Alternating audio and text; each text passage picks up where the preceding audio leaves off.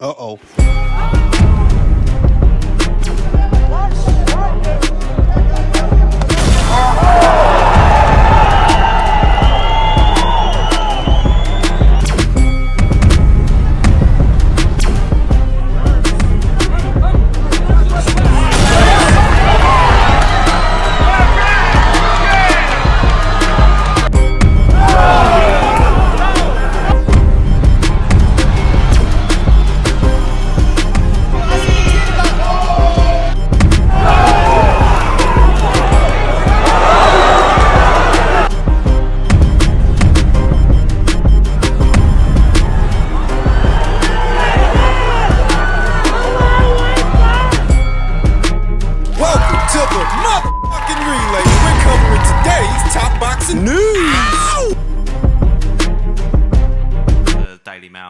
Gervonta, a lot of boxing fans aren't happy with the fact you've taken this fight rather than the Roach rematch, fights with the likes of Shakur, Devin Haney, Teofimo, etc.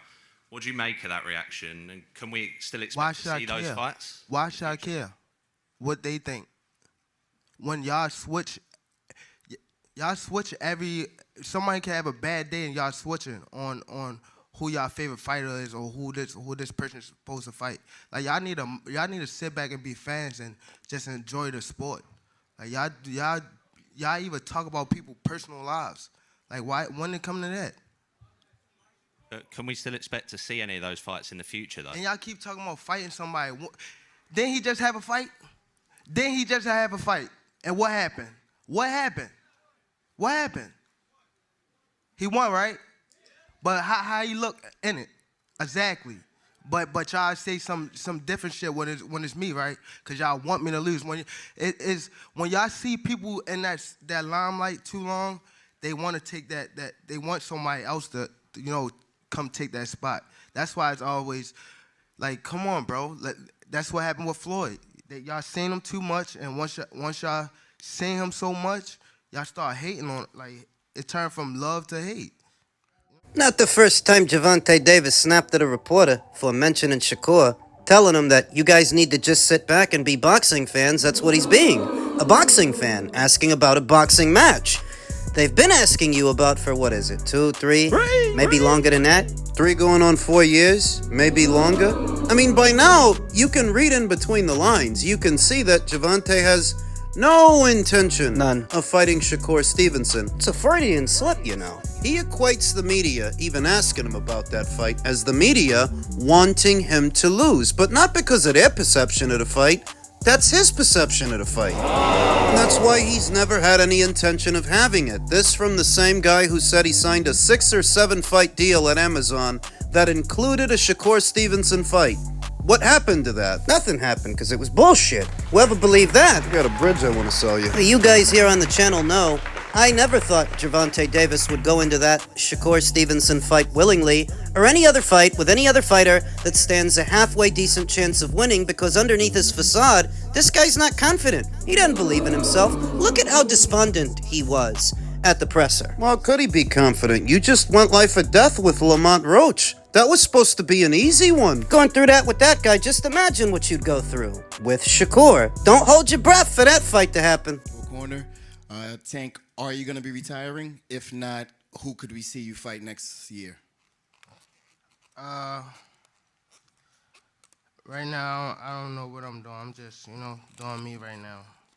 Yeah, that squeaking in the background, that's Gervonta Davis playing with a balloon animal they left up there. After a back-and-forth exchange between him and Jake, Gervonta Davis isn't lifting a finger. He's not doing anything to sell this fight. Mentally, he's checked out. Despondent, he seems that way. It's the pressure that he's under. He can't handle it. He knows that by all rights, he had plenty of time to fight Lamont Roach again and make it right. He chose not to. Because he doesn't know if he could win. It's the overwhelming pressure that's been building and building and building over the years that you didn't fight Teofimo, you didn't fight Devin, you don't want to fight Shakur. Now you don't even want to fight Lamont. Sounds like you don't want to fight. You don't want to fight them. You probably don't even really want to fight Jake. Boxing ring is a dangerous place to be all by itself, but more so if you don't actually want to be there against someone who is intent on humiliating you and embarrassing you. And it's bad enough as it is. This contest is scheduled for 10 3-minute rounds at a catch weight limit of no more than 195 pounds. Needless to say, given Gervonta Davis's dainty frame, I don't expect him to walk in there anywhere near 195. Maybe 160, just somewhere around there. It's said to have an official outcome too, that by the end of the night there will be a winner and there will be a loser. So it's not an exhibition.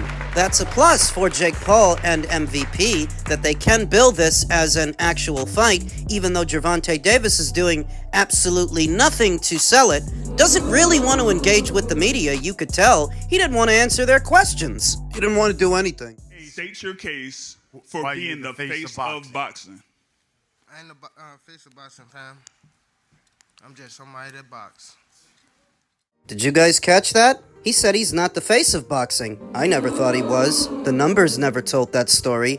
But that he said it openly, that gives you insights into his mind. What kind of headspace he's in? There's been this ongoing debate as to which event will turn out to be bigger, Canelo versus Crawford or Jake versus Gervonta. I've maintained that Canelo has more actual customers, paying customers, than Gervonta and Jake put together. With Gervonta doing so little to sell this fight, to sell this event, whatever it is, you really have to wonder. It's the weight of all the lies. If Gervonta Davis seems dejected and despondent, it's the weight of all the years, of all the lies and all the fights that he avoided. He feels the pressure, and mentally he's not strong enough to deal with it, though in truth, he's not under any pressure right now that Shakur Stevenson, Teofimo Lopez, Alexander Usyk, Inoue, Crawford, he's not under any more pressure than they are. The real difference between him and them is that he can't hack it, he can't handle it, he never could.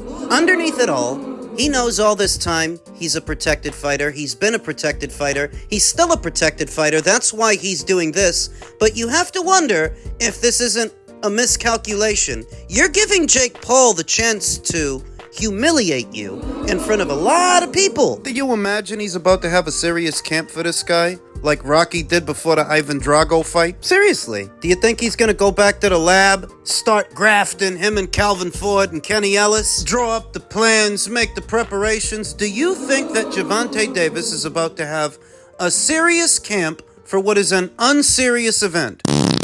What leaves the door open for all sorts of wild things to happen is, I do feel like it's Jake's intention to humiliate Gervonta, to embarrass him, and if Gervonta gives him the opportunity, I think Jake is going to take it. All the other stuff is on the table. The Lamont Roach rematch, the Shakur Stevenson fight, I think the entire boxing world should know that by now. This could very well be the last time you see Gervonta Davis in a boxing ring. In men's junior middleweight news, Xander Zayas signs marketing deal with Bad Bunny's Rimas Sports. Xander Zayas has signed a marketing deal with Rimas Sports to expand his global reach and increase his recognition. Rimas Sports is co-owned by the internationally acclaimed recording artist Bad Bunny. The company represents athletes such as baseball stars Ronald Acuna and Fernando Tatis Jr. The union calls for Rimas Sports to secure sponsorships, partnerships. This is the guy that was supposed to go half and half with Virgil Ortiz.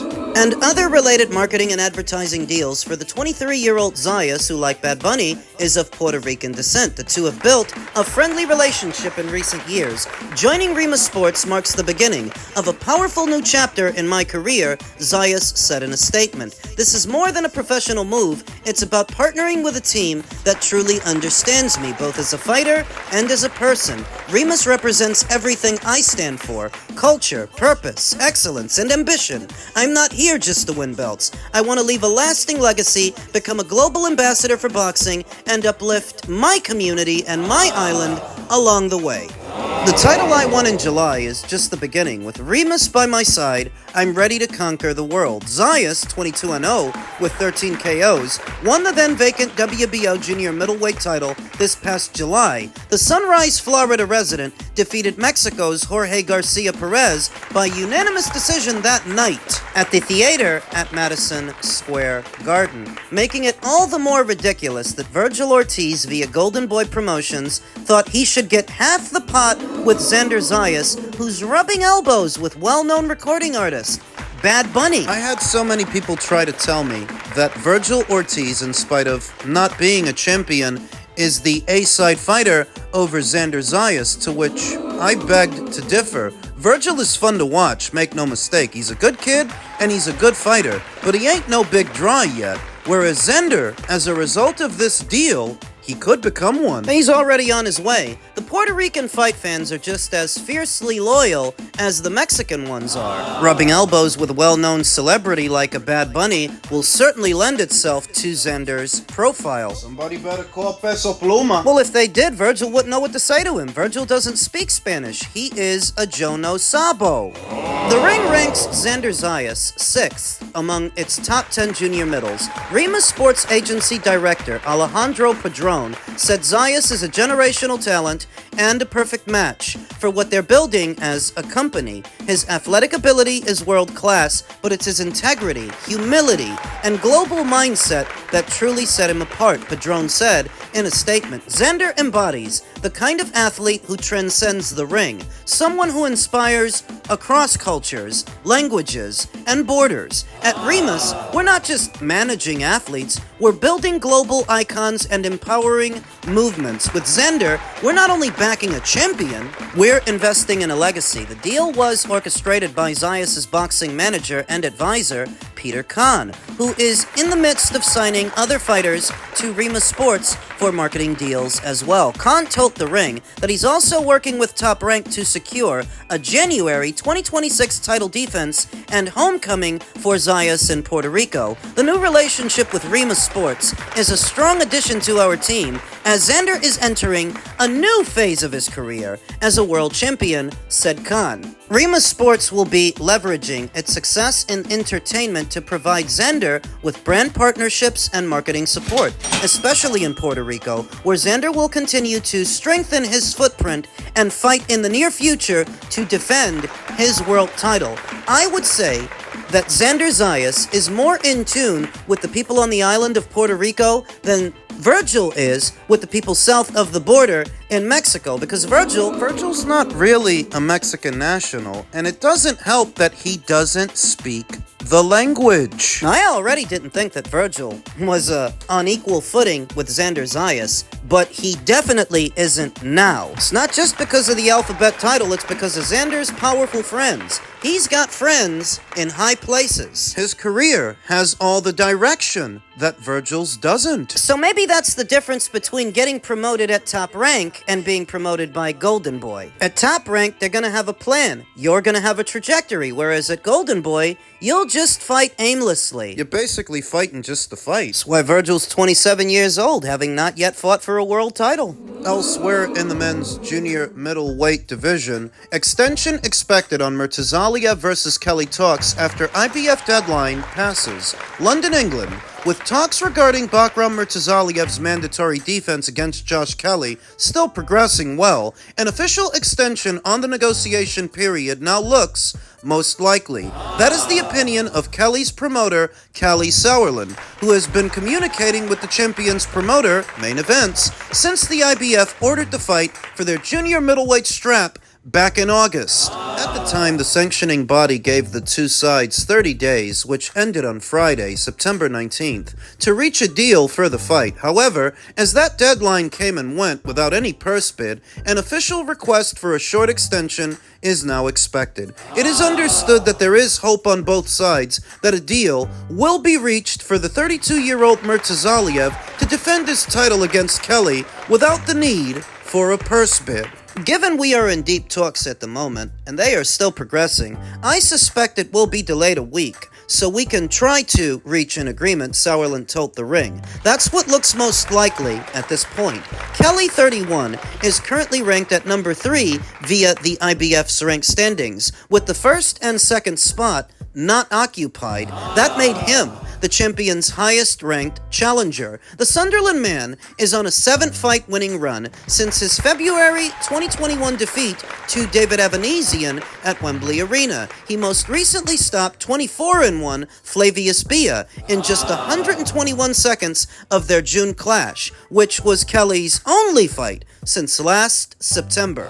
Murtazaliev, meanwhile, is the ring's number 4 ranked junior middleweight as a result of his undefeated run to the IBF title. He won the vacant belt by stopping Jack Culcay in the 11th round of their fight last April, and then defended it once 6 months later, dropping and stopping Tim Tszyu inside of 3 rounds. That fight against the Aussie challenger, arguably the best win of his career so far, took place in October, and he's not boxed since. What the nature of the problem is, Bakram Murtazaliev's promoter, Main Events, doesn't have a broadcast deal with anybody, i.e., they don't have any money. TV money. They're relying on Josh Kelly's promoter, Kelly and Nisei Sauerland of Wasserman Promotions, to finance the fight and get it a platform. Now, when last I checked, Wasserman was doing all of their shows across the pond in the United Kingdom on the terrestrial network Channel 5. But I don't know if their arrangement with Channel 5 is still ongoing. This isn't a fight that should take this long to make. It shouldn't be that difficult to get a mandatory challenger in the ring with Bakram Murtazaliev. I feel like money is an issue, but so is willingness. It's a little bit hard to imagine that Josh Kelly, who was manhandled at 147 by David Evanesian, is ready and willing to take on an even bigger monster in Bakram Murtazaliev. It's hard to imagine. And it's hard to imagine that Wasserman want to make that fight for their fighter. I mean, Kelly and Nisei Sauerland aren't stupid. They have to know that if they make this fight, Josh is likely going to lose. He's likely going to get knocked out. So what's in it for you? I don't know how much or how little Josh Kelly draws in the United Kingdom. I feel that you would have to ask a Brit. Though what I can tell you is Josh Kelly's global profile, albeit for a short while, was a lot better when he was with Matchroom, because Matchroom is on DAZN. DAZN is a global streaming app, so it wasn't uncommon for you to bump into a Josh Kelly fight, whereas now... Well, now, you barely see the guy, and you barely hear about him, though oddly enough, he has been fighting since that David Evanesian fight. He has been active, he has been busy, he just doesn't have a profile. Doesn't have a global profile is what I mean. Like I said, you'd have to ask a Brit, how much or how not much does this guy draw in the UK? I'll be honest that if Main Events is relying on Wasserman to put it all together, since they're the one with a broadcast deal of some kind, maybe this doesn't come together. I mean, it's a suicide mission. Who out there thinks Josh Kelly can beat this guy? And since when do you have to spend this much time on what isn't a big fight? Murtazaliev versus Kelly is your run-of-the-mill mandated title defense. It's not a big fight to where it should take weeks and weeks and weeks to put it together. I remember before the IBF's order came down, they were talking about doing this, and it fell apart then. It could fall apart now. You know, Bakram's the one that's on the hook. He's not at liberty to walk away, but Josh Kelly is. Josh Kelly can walk away from this fight and not lose anything. Wouldn't that cost him his title shot? Well, it would, but in a scenario where he walks away, be very clear that he didn't want it.